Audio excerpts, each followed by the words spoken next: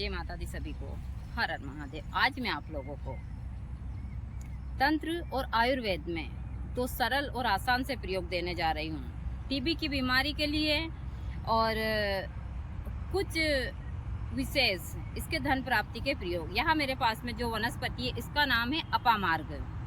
इसको गांव की भाषा में अजीझाड़ा बोलते हैं, आयुर्वेद में अपामार्ग बोलते हैं, चिड़चिटा भी बोलते हैं। देखिए मैं हमेशा बोलती हूँ कि मैं तंत्र में एकदम सरल और आसान से प्रयोग देती हूँ कि आप घर बैठे इनको कर कर और बहुत सारी बीमारियां ठीक कर सके। अपामार्ग टीबी के मरीज के लिए अमृत का काम करता है। आपको इसको किस प्रकार प्रयोग करना है पूरा ब्लॉग विस्तार से देखिए। देखने के बाद में आप घर बैठे ही अपनी टीबी की बीमारी को ठीक कर सकते हैं। आप चाहे जो भी डॉक्टरी दवाई गोली खा रहे हैं उसके साथ साथ इसका भी प्रयोग कीजिए। अपामार्ग भस्म रोग के लिए चमत्कारी प्रभाव दिखाता है। भस्म रोग यानी कि जो व्यक्ति ज्यादा खाना खाता हो उसके लिए यहाँ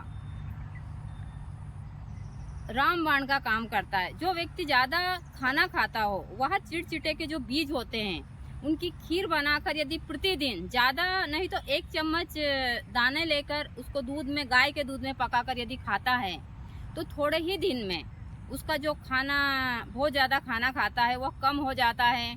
लेकिन इसको ज़्यादा मात्रा में नहीं लेनी चाहिए, वैद्य की सलाह से ही लेनी चाहिए। या ज़्यादा खाता है तो गैस बनती है, इससे कोई हानि तो नहीं होती है।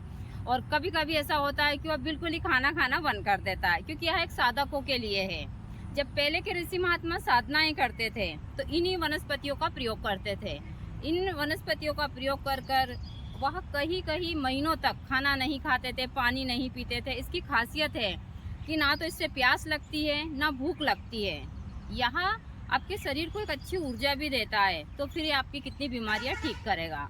तो यहाँ तो हुआ भस्म रोगों के लिए। लेकिन यदि आपके घर में किसी व्यक्ति को बहुत खांसी चल रही है या फिर उसको टीबी की बीमारी डॉक्टर ने बताई है तो आप इसका सरल सा प्रयोग कीजिए।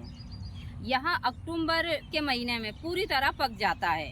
तो पकने का मतलब है कि इसमें जो बीज है वह पक जाते हैं, इसका जो डंठल है वो काफ़ी मोटा हो जाता है। और अपामार्ग आपको कहीं भी सड़क के किनारे, कहीं भी पार्क में या कहीं भी गांव में तो यह बहुत मात्रा में मिलता है। मतलब गांव में तो इतना ज़्यादा होता है कि खरपतवार के रूप में हमको निकालना पड़ता है। तो यदि आप चाहते हैं कि टीबी का मरीज घर बैठे ठीक हो तो आपको इसके पौधे सहित पूरा पंचांग को उखाड़ना है। उखाड़ने के बाद में इसको सुखा लेना है। सुखाने के बाद में किसी लोहे के पात्र में इसको जला लेना है। जलाकर इसका छार बना लेना है। छार यानी कि कोयला। इसका कोयला बनाकर बारीक कर कर इसको किसी डब्बे में भरकर रख लेना है। फिर आपको एक मिट्टी की चुकरी लेनी है, जो मिट्टी का एक छोटा पात्र होता है, उस पात्र को लेना है। और उस पात्र में शाम के समय 1 चम्मच वहाँ जो छार होता है उसको डाल दीजिए।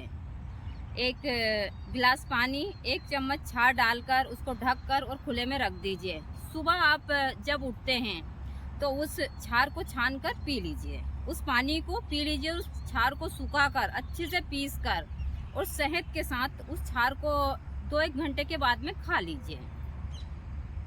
यदि आप प्रतिदिन कंटिन्यू ज़्यादा नहीं तो 40 दिन यह प्रयोग करते हैं तो चमत्कारी ढंग से आपकी जो टीबी की बीमारी है वह ठीक होती है।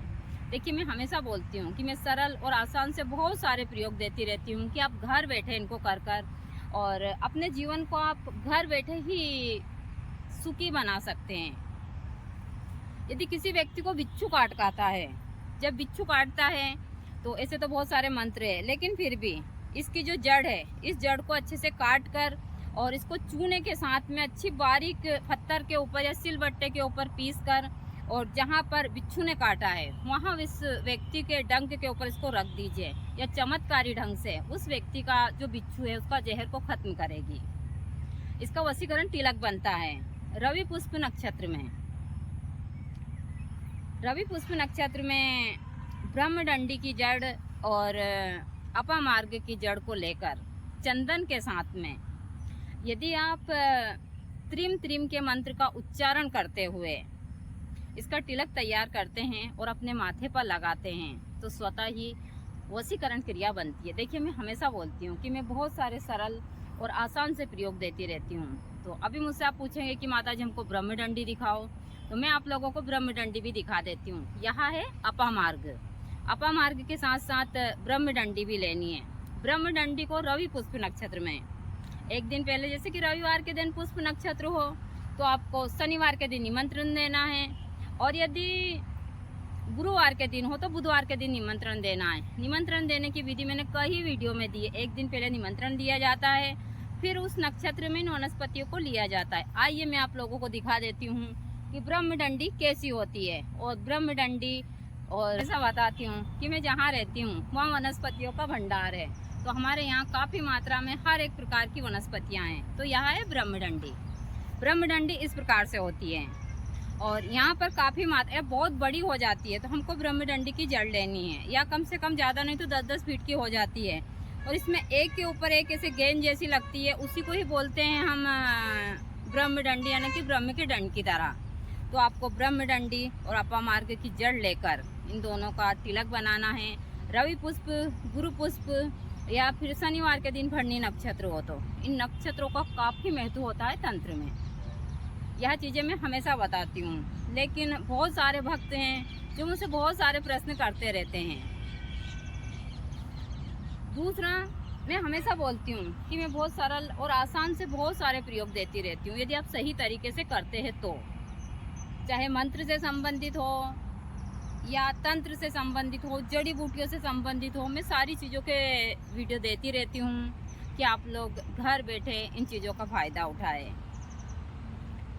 इन वनस्पतियों को मैं उपयोग में भी लेती हूँ, बहुत सारे भक्तों को भी देती हूँ। दूसरा, सबसे बड़ी बात है कि मैं इन वनस्पतियों का कई सालों से प्रयोग भी कर रही हूँ और काफ़ी भक्तों को फ़ायदा होता है।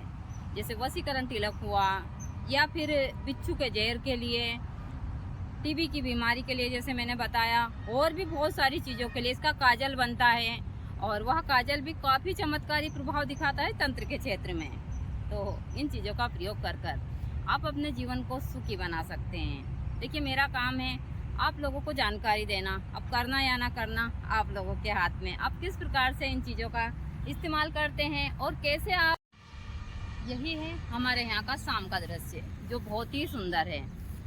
माँ प्रकृति की कृपा है, और इसी के साथ साथ मैं हमेशा आप लोगों को इन प्राकृतिक चीज़ों में रहने वाले जीवों की भी जानकारी देती हूँ। इसी में से बहुत सारे भक्त हैं जो मुझे अच्छी टिप्पणी करते हैं, कुछ गलत भी करते हैं, और इसी हिसाब से मेरी सारी चीज़ें चलती रहती है। शाम का भी दिन ढल चुका है, लेकिन इतनी भयानक गर्मी है। यहाँ सूर्यास्त का दृश्य बहुत ही सुंदर होता है। यह चीज़ें मैं हमेशा बताती हूँ कि हम जहाँ रहते हैं वहाँ माँ प्रकृति की कृपा है, और यहाँ का जो दृश्य है वह बहुत ही सुंदर है। ऐसे तो यहाँ पर माँ प्रकृति ने अपनी पूरी जो छटा है वह बिखेरी हुई है, लेकिन इसी के साथ साथ मैं हमेशा आप लोगों को छोटे छोटे से तंत्र के उपाय देती रहती हूँ कि आप घर बैठे कर कर और बहुत सारी चीज़ों में सफलता प्राप्त कर सकें। देखिए, मेरा काम है तंत्र मंत्र और देती हूँ।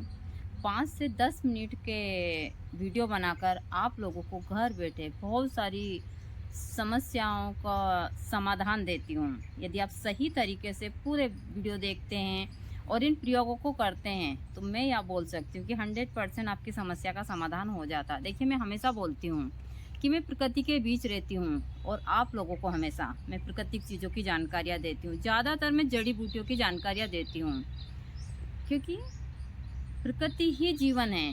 जब प्रकृति अपना रौद्र रूप दिखाती है तो इंसान उसके सामने बौना नज़र आता है। जिस प्रकार से अभी तो हमारे यहाँ तो बहुत तेज चिलचिलाती धूप है, कम से कम 10 दिन से यहाँ पर मौसम खुला हुआ है, लेकिन हम उत्तराखंड में जो कुछ देख रहे हैं वह प्रकृति का वह रूप है जो इंसान मजबूर कर दिया है उसको यह सब करने के लिए, और एकदम सत्य है। लोग बाग सोचते हैं कि ऐसी बारिश नहीं, पहले भी ऐसी बारिश होती थी। लोगों ने, मैंने देखा है, नदियों में घर बना लिए, बहुत सारी चीज़ें हैं, नदी वहीं पर है, नाले वहीं पर है, लेकिन इंसान उसके अंदर घुस गए हैं। इंसानों ने बहुत सारी चीज़ों में छेड़छाड़ की है, तो वह तो अपना रूप दिखाना ही है। और यह सारी चीज़ें होती हैं, यह एक तंत्र के मायने में भी आती है, ऐसा नहीं है क्योंकि हमने इन चीज़ों को बहुत अच्छे से देखा है। देखिए, मैं हमेशा बोलती हूँ कि सभी को पेड़ पौधे लगाने चाहिए, प्रकृति से छेड़छाड़ नहीं करनी चाहिए। जब हम आज से 15 साल पहले यहाँ आए थे, तो यहाँ सिर्फ एक झाड़ी थी जिसको हम कांटे वाली झाड़ी बोलते हैं, और वह भी छोटी छोटी सी। लेकिन आज माँ की कृपा से यहाँ पर बड़े बड़े वृक्ष हैं और पूरा आश्रम भरा चुका है। यहाँ पर इंसानों को भी बहुत सारी चीज़ें मिलती है, जानवरों को भी मिलती है, पशु पक्षी को बैठने के लिए सारी चीज़ें। तो यह चीज़ें मैं हमेशा बताती हूँ। तो प्रकृति के साथ कभी छेड़छाड़ मत कीजिए, और आप इन सारी चीज़ों से हमेशा दूर रहिए कि हम प्रकृति से ज़्यादा छेड़छाड़ ना करें। दूसरा, मैं तंत्र में छोटे छोटे से प्रयोग देती रहती हूँ। ज़्यादातर मैं अपने शमशान वासनी शमशान भैरवी यूट्यूब के ऊपर सबसे ज़्यादा चीज़ें डाल रही हूँ।